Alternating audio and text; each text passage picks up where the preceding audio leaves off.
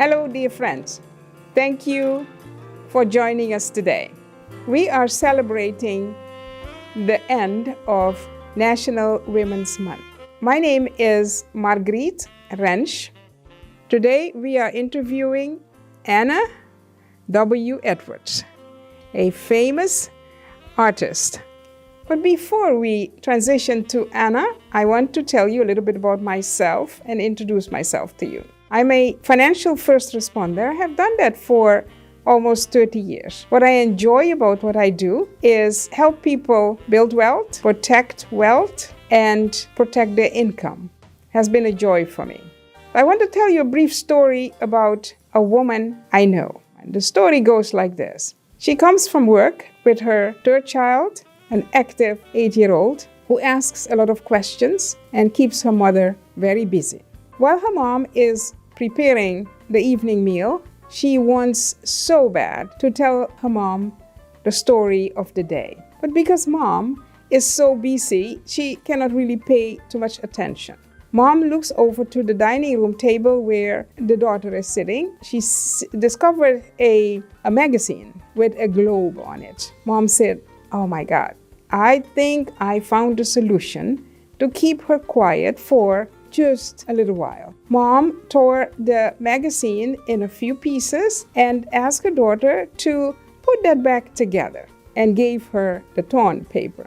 In a short period of time, at least shorter than Mom expected, her daughter came back with the magazine all taped together. Mom said, "How did you get to do that so fast?" The daughter said, "Mom, you didn't see there was a woman in the back of the globe, and when I put the woman together, the globe, the world was together." And I hope you all can relate. That is what Women's Month is. That's what we are celebrating. When the woman is together, the world is together. So today we are here because the work of an artist is very, very important. All of you know we had 2 years of siege by a pandemic. All of you had either, heard of someone gotten sick or lost their life. It is said that art is one of the tools people can get back to themselves after depression and all those things. Anna W. Edwards, welcome. Thank you for doing this conversation with us. First question I would like to ask you is, who is Anna W. Edwards? Well, first I'd like to say thank you for this opportunity to tell you a little bit about who I am and where I've been. I'm a former New Yorker. When I was growing up, art was something that you did. You stick something on the wall. But that was not a profession. You heard about some artists, but that was something that other people did. People you heard about. Not that was for me. Okay, you go to local, junior high, and I took art there, and I grew up in an area in New York. They called it Sugar Hill. And Sugar Hill was an area that a lot of famous, the intellectuals, the musicians, the artists, lived in New York City. And it started in the Harlem Renaissance. My mother would tell me all these stories about what was going on, because at a time when I was growing up, we certainly didn't get a lot of history in school about what blacks did and who they are.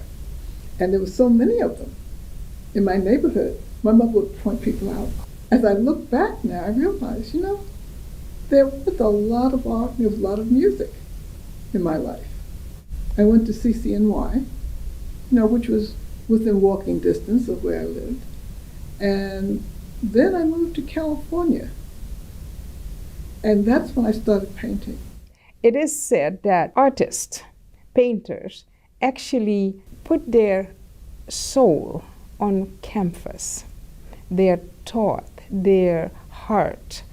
Can you elaborate on that? Is that something you experience when you are painting? Well, you know, as an abstract artist, it's a little different. If you tell me to paint a rose, people expect it to look like a rose. They can identify it. Ah, that's a rose. I like that, or I don't particularly care for it. Because you can paint a rose 100 different ways, different colors, different sizes, and people can still recognize it as a rose. I think I start out wanting to put something on the canvas, and I'll start, and they can go so far. And then the painting takes care of itself. It's like it's out of my control at this point. Then you start going, colors, you do a lot of this. But for me, many times, what I start out doing is not what the finished product looks like. The one thing that I've heard on numerous occasions, and that is, you know, I like this piece. I can't tell you why, but the one thing that I experience is something different every time I look at it. Like I'm still seeing things that I didn't expect to see. I didn't see it there the first time I looked at it, or the second. And now it's probably, you know, the 50th time. Right. Whenever I go, when I walk through my house, if I'm thinking of that, I'll look, I say, wow, this is something new. I hadn't seen it before. Right. So I enjoyed that part. It feels like to you, like the work takes a life of its own, like it drives itself, it creates. It is. Okay. Something like that. That's very interesting. Yeah. I'm curious about too is moving from Sugar Hill to California. How long have you been painting? Here in California, probably about 25 years. Oh, wow. Cool. Maybe a little more now. Right. A lot of people still don't really understand paintings, the arts. I know music, we tend to feel and embrace. What can you introduce or tell us how we can appreciate art, your particular art, the most? Same thing you have to do when you listen to music. You take the time and you listen. I think many people will say, oh, I don't like classical music. But I would bet you that when they say that, it's because they really haven't listened to it. But take the time. Just get quiet, because it's an experience. You have to pick your own, shall I say, genre, okay? And just try and embrace it. You know, not maybe all at once. So what I understand is in order to find one's niche when it comes to art, we have to just search, just go to those places where art is, and then focus on it, and we will find what speaks to us. Yeah? I think so. Yeah. So please tell me, where you are today, what is it you want? In terms of? For yourself, for your life, for love. What makes you happy? Maybe I can say that. I decided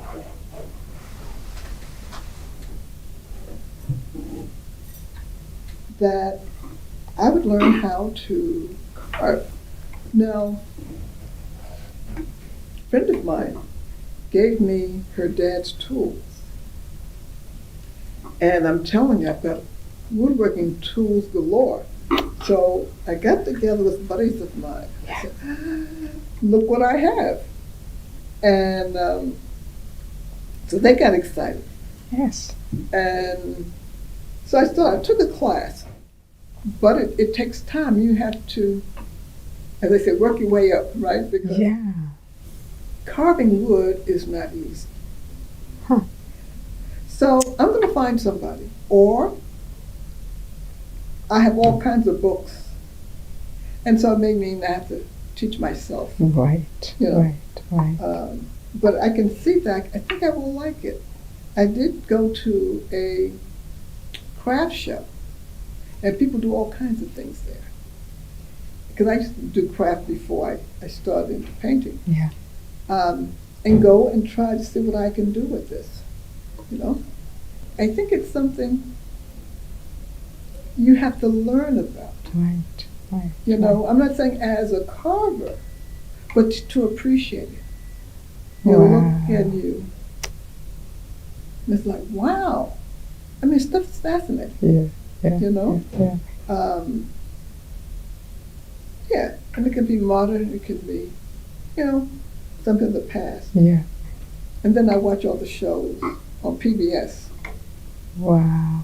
I am really impressed because what I'm hearing is that you're evolving from a painter, staying within the art lane, and now you found a new love in that field for our enjoyment, and that's very important. Mm-hmm. This art, have you transitioned all the way or not quite yet? Do you still paint? I still paint, Okay. but I'm painting less than I used to. Painting was something I did Yeah. every day.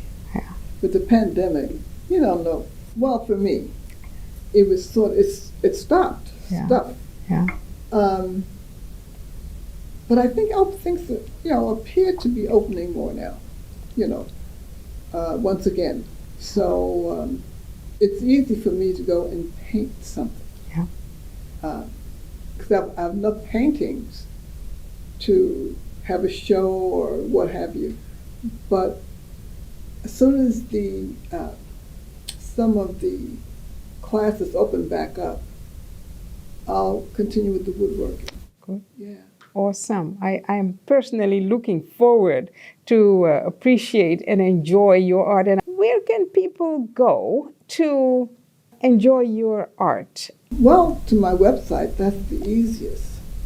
www.annawedwards.com.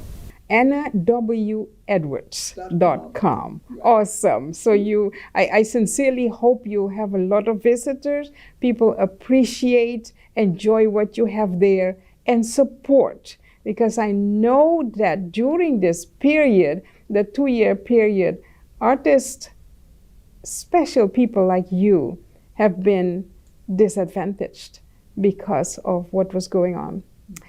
I have the last question for you. What is Anna grateful for? Oh, I can't really think of anything I'm not grateful for. Not that things have always been wonderful in my experience, but I know this, that all things work together for good. Whether I can see it now or I see it later, there's always a lesson. There's always good that comes out whatever I experience. It took me a long time to realize it, because you want things your way. One of the people who I love dearly, who was a mystic, minister, teacher, was Howard Thurman, black theologian. Mm-hmm. And he was born at the turn of the last century, 20th century. He always said that What do you want to know best? Is that in this journey, God was always there.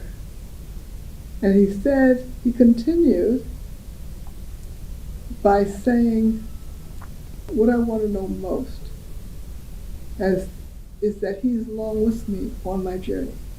That's the hard one, because that means letting go and saying, okay, God's got my back. Doesn't look like it right now, but I know God's got my back.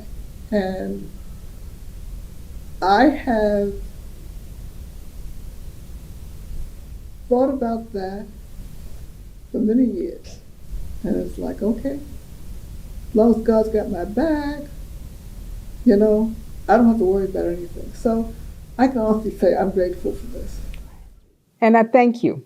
Thank you so much for giving us a glimpse into your thought, who you are, what you want, and what you're grateful for. This is a great message for anyone, any woman.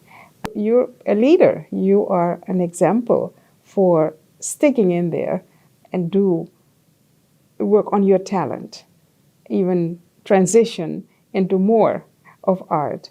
Thank you so much. Thank you. Yeah, and thank you for being with us. And we're looking forward to Women's History Month celebration 2023. All the best.